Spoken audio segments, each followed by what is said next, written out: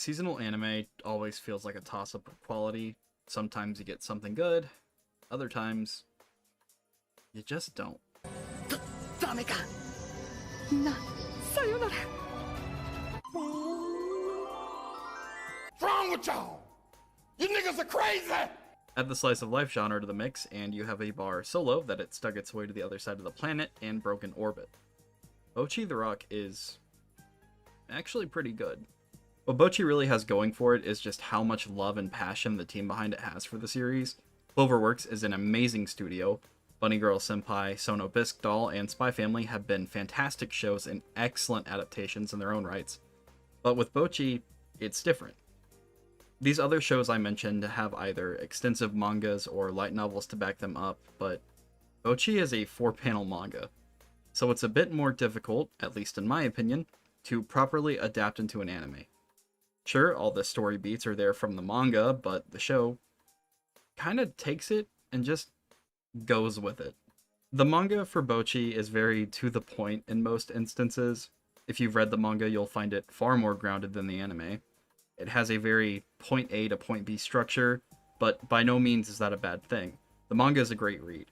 But with the anime, situations are more fleshed out, characters have ample time to make an impression, and the jokes are phenomenal. 絶対気分いいんだろうな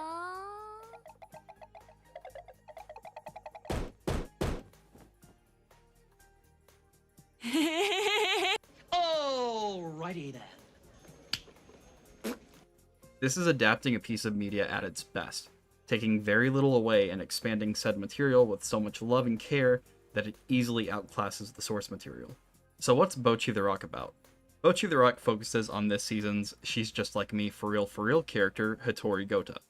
Hitori has a lovely case of social anxiety with a touch of autism. 私ってぼっちちゃん顔やばいって私が下北沢の土の子ですお父さんが変なこと言ってるいつもこんなんだよのこの子お父さん私がアカウントなんて持ったら One day, while watching TV with her father, Hitori sees a band being interviewed on TV.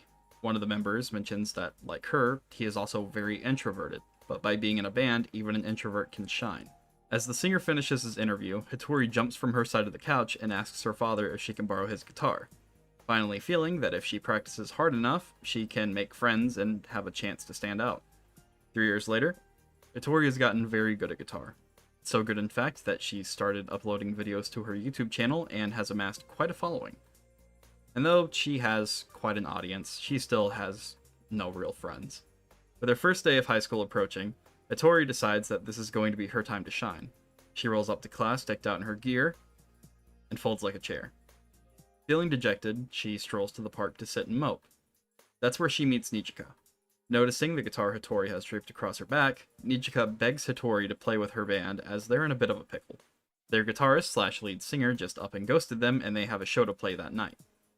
Hitori, ever the people pleaser, gets dragged to the club. There she meets Pie-chan and Ryo, the band's bassist. After introductions, the three girls decide to practice before the show. This is where a discovery is made. Hitori may be an absolute fantastic solo guitarist, but homie don't know the first thing about being in a band. That's really what the show centers around, Hitori growing and learning to be part of a team. I like Hitori as a main character. Her anxiety and inexperience with socializing outside of her immediate family, mixed with learning to play in a band, leads to some fantastic scenes. And it's nice to see her grow a bit as the series moves forward. Granted, this is a slice-of-life comedy, so you're not going to get explosive character growth. No one's going to address war crimes, people aren't going to be genocided or stuff like that. But you do get bits and pieces to the point where, at the end of the show, Hitori doesn't quite feel like a completely changed character, but you can tell she's definitely trying to iron out some of those problems. I've touched on Hitori already, but the supporting cast is also very strong. Nijika Ijichi is the resident Tard Wrangler and drummer for the band. Very cheerful, but plays the straight man in most situations. Ryo Yamada is a musical encyclopedia, bassist, and all-star weirdo of the group. Very, financially challenged as well. Kita Ikio serves as frontman for the band, playing rhythm guitar and lead vocals, and works as sort of a foil to Hitori. Hitori being extremely introverted and shy, while Kita is extremely extroverted and popular. Another standout for the show is Hiroi Kikuri. She's an absolute blast. Hiroi is a bassist and lead singer of the band Sick Hack. She's also a crazy drunk who is very often broke, but she's got heart, working as more of an older sister for Hitori. The show has a great cast of characters, and I can't touch on every single one of them, but Pie-san seems to be a fan favorite, and for good reason. So, first episode synopsis out of the way, I'd like to very quickly touch on the music aspect of the show. I mean, you can't have a band-based show without some songs, right? The music is very good. You actually get quite a selection with this show. There's some good stuff in there. Meguro Taniguchi of Kanaboom fame even composed the music and wrote the lyrics for the ending song Distortion. Another fun fact is that some of the episode titles are direct references to the band Asian Kung Fu Generation. Hey, so quick little note, as I was editing this video, I stumbled across the fact that not only were there episodes in reference to Asian Kung Fu Generation, the main cast is named after the members from the band. And that's really funny. That's hilarious to me. Anyway, continuing. There's even a cover of the song Korigaru Iwa in the final episode. To go along with the performances in the show, we get absolutely fantastic animation. At some points, it can look a bit awkward, like they recorded musicians playing and then just kind of plopped some anime heads on top. But 99% of the time, it is gorgeous. Concerts or performances are also used to kind of reach a resolution to an arc, and that's honestly really neat. You have a problem, a solution is given, and then the solution is reflected on during the live show. It's a pretty cool formula. One final note before I wrap up, the gags in this show are pretty great. Yes, comedy is subjective, but the jokes here have never once failed to get a laugh out of me. Earlier in the video, I said that this anime takes what the manga had and just ran with it. That wasn't just for the plot. The jokes and gags just run wild. Jokes from the manga are turned into full sequences, and animation can flip on a dime.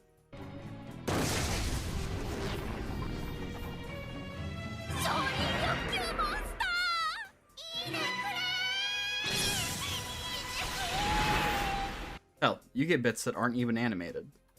The creativity in Bocchi the Rock is just fantastic. Okay, so listen.